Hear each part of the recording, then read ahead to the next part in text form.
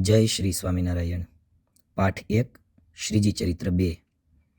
એક વખત શ્રીજી મહારાજ રાત્રે અક્ષરવરડીમાં પહોંચ્યા હતા. શિયાળાની રાત અને સગડી ઢોલિયા પાસે મૂકી હતી.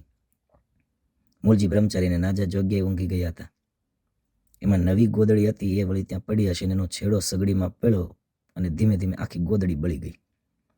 પછી મહારાજ જાગ્યા અને નાજા જોગ્યાને કીધું, ચાલો આપણે જતા રહીએ, કારણ કે ગોદડી બળી ગઈ, જવાબ શું દેશું, નવી નક્કોર હતી.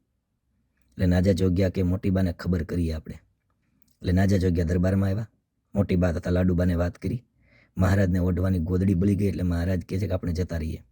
એટલે મોટી બાને લાડુબા કે મહારાજને કહેજો કે આવી ગોદડી અમારી એક એક બહેનને 100 ગોદડીઓ છે. બરાબર. એ અરસામાં શ્રીજી મહારાજે બાઈઓને દર્શનની બંધી કરી હતી. પછી નાજે જોગ્યાએ મહારાજને આ વાત કરી. એટલે મહારાજ બોલ્યા, આપણે એની ગોદડી બાળી દીધી તો પણ અભાવ લેતા નથી, માટે બાઈઓને બોલાવો, કમાડની તળેથી દર્શન કરે.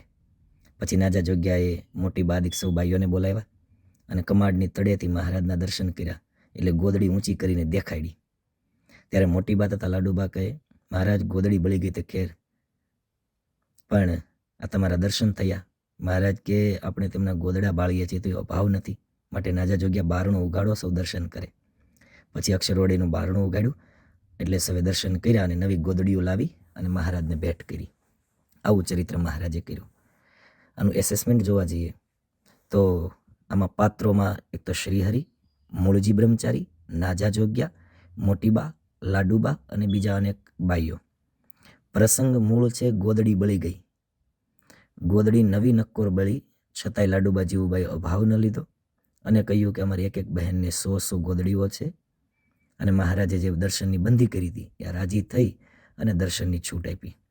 ત્યારે એક સમર્પિત ભાવ, અભાવ ન લેવો અને ભગવાનનું એ મહાત્મ્ય આ પ્રસંગ દર્શાવે છે. ત્યારે આ ચરિત્રનું આપણે સ્મરણ કરીએ, શ્રીહરિમાં પ્રીતિ કરીએ અને પરીક્ષામાં ઉત્તીર્ણ થઈ અને ગુરુજનોને રાજી કરીએ.